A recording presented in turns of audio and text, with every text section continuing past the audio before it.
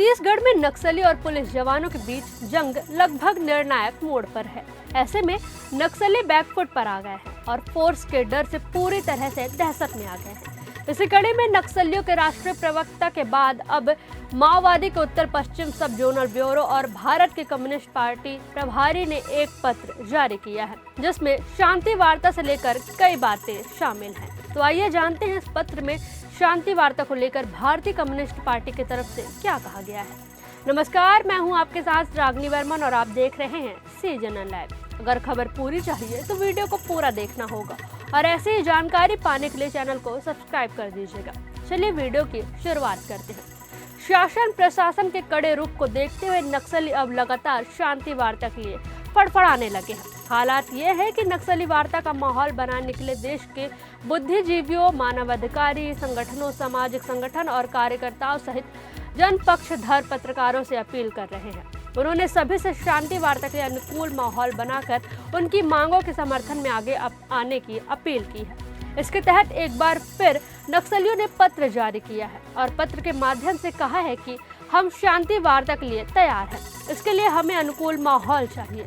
सरकार ने प्रस्ताव को नकार दिया है। ऐसे में वार्ता करना संभव नहीं है। नक्सलियों ने पर्चा में कहा है कि बस्तर में हो रहे हत्याकांड रुकना चाहिए। वार्ता की प्रक्रिया को अंजाम तक पहुंचाने के लिए अनुकूल माहौल बनाना जरूरी है। उन्होंने कहा कि यह सरकार की जिम्मेदारी है कि पर्चे में केंद्रीय कमेटी की तरफ से हाल ही में शांति वार्ता को लेकर एक बयान जारी हुआ है। उस बयान में भी यही निवेदन किया गया है कि वार्ता के लिए अनुकूल माहौल चाहिए। इसके बिना वार्ता संभव नहीं होंगे।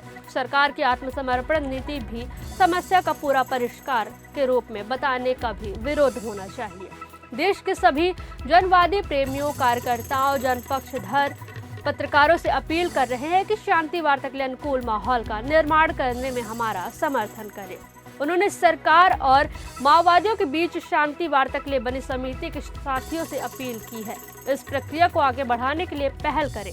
बस्तर से नेतृत्व दूसरे राज्य में भाग जाने की बात सही नहीं है। नेतृत्व अपनी जिम्मेदारियों के तहत आना जाना और आंदोलन की जरूरतों के मुताबिक तबादला होना एक साधारण प्रक्रिया है। जिम्मेदारियों को छोड़कर कोई भागे नहीं। यह प्रचार मानसिक युद्ध का हिस्सा है। अगर ऐसा भागने का प्रचार सच है तो हमारे SZC मेंबर कॉमरेड रेणुका और चेते को मदद करने वाले सैकड़ों समर्थन रहने के बावजूद बीमार हालत में भी अपनी जिम्मेदारियां नहीं छोड़ी।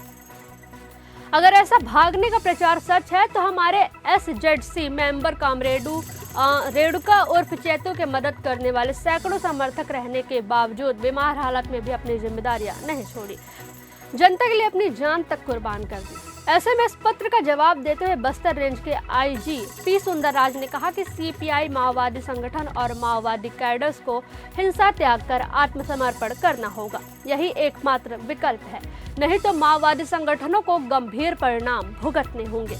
उत्तर पश्चिम सब जोनल ब्यूरो भारत की कम्युनिस्ट पार्टी के प्रभारी रुपेश ने पर्चा में कहा है कि पुलिस जवानों से हमारी अपील है कि हमारी पार्टी ने पुलिस जवानों को कभी दुश्मन के तौर पर नहीं देखा। इसे लेकर हम बार बार पर्चा और पोस्टरों के जरिए अपील जारी करते रहते हैं। हमें आपस में लड़ाने की स्थिति पैदा की गई। शांति वार्ता का हमारे इस प्रयास का समर्थन करें। जनता और हमारे कैडर अपने ही लोग हैं, इसलिए गोली मत चलाएं। नक्सली और माओवादियों द्वारा लगातार पर्चा जारी कर शांति वार्ता की अपील की जा रही है। इससे साफ जाहिर होता है कि नक्सली पुलिस जवानों की कार्यवाही से लगभग डरे हुए हैं। साल 2025 के बीते 3 महीनों में सुरक्षा बलों को लगातार बड़ी कामयाबी मिली है। इस दौरान मुठभेड़ में कई बड़े नक्सली नेता भी मारे गए। साथ ही बड़ी संख्या में मौके पर हथियार और विस्फोटक भी बरामद किया गया है।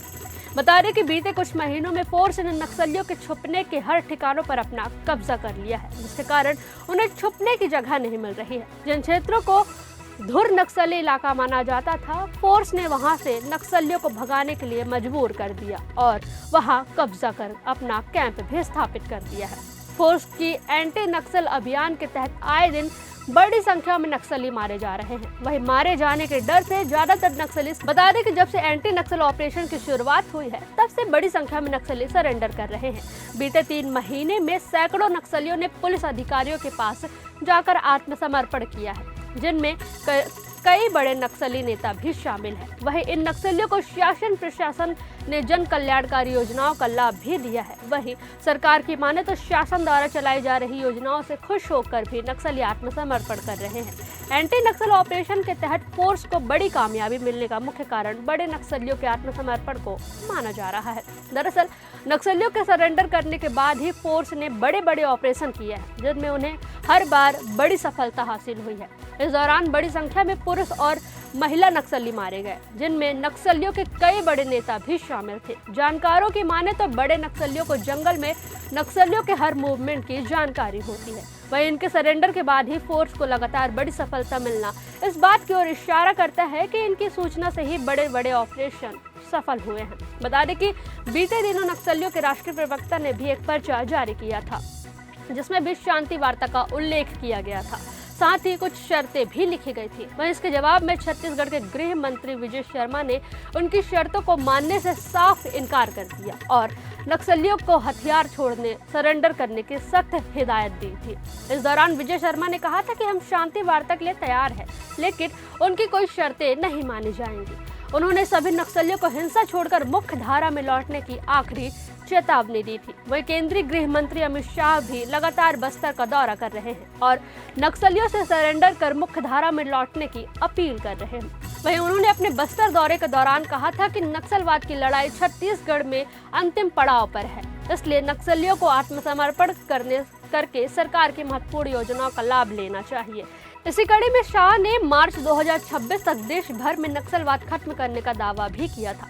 फिलहाल नक्सलियों के सुगबुगाहट को देखकर ऐसा लग रहा है कि नक्सलवाद की लड़ाई लगभग निर्णायक मोड़ पर है और अमित शाह का दावा सही साबित होने जा रहा है।